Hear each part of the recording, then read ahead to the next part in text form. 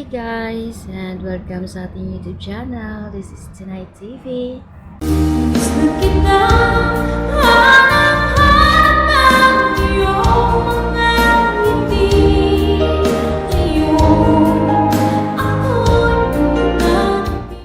Another video, another tutorial. So, dahil nga mabusisi tayo sa pag-edit, kaya may mga natutunan tayo sa apps na ating ginagamit.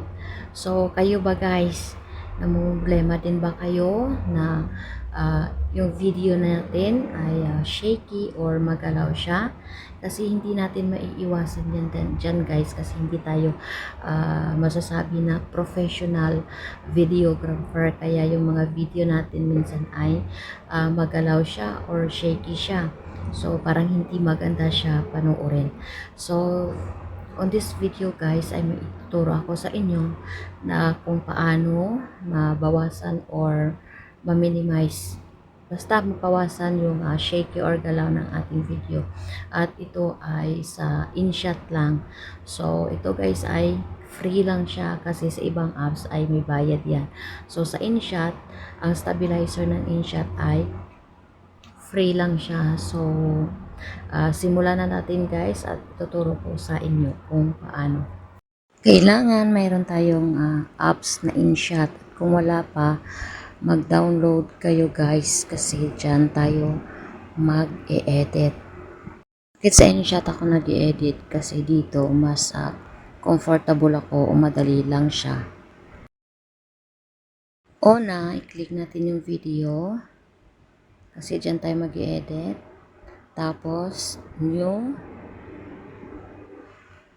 Ayan, maghahanap tayo ng video guys na i-edit natin na medyo magalaw siya. Ayan, yung nasa loob kami ng train kasi nagkukulitan kami dyan. Kahit saan, dalhin, mga makukulit talaga yung mga kasama ko. So, ayan, kita nyo yan guys.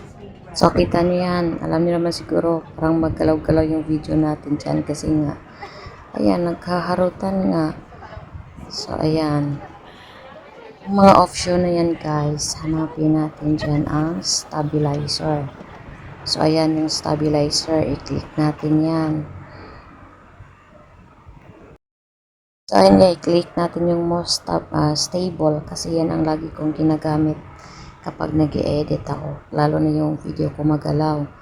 So, ayan, nagra-run yung stabilizer niya, and wait lang natin na makumpleto yan guys.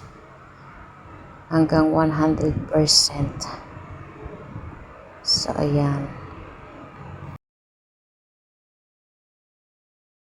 Stabilizer completed. So, okay na siya. I-check na natin guys. I-play na natin yung video kung ano yung naging resulta niya. So, ayan.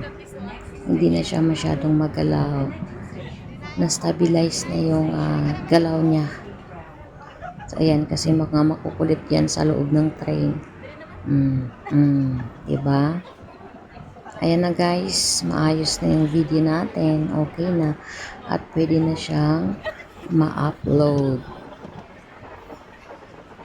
Yun lang guys, napakadali lang siyang gawin.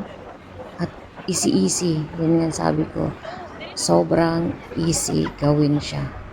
So, ayun nga guys, at naturo ko na sa inyo. Madali lang siyang gawin. I hope na ito ay makakatulong din sa inyo. So, ayan, thank you so much for always supporting my YouTube channel. Keep safe and God bless everyone.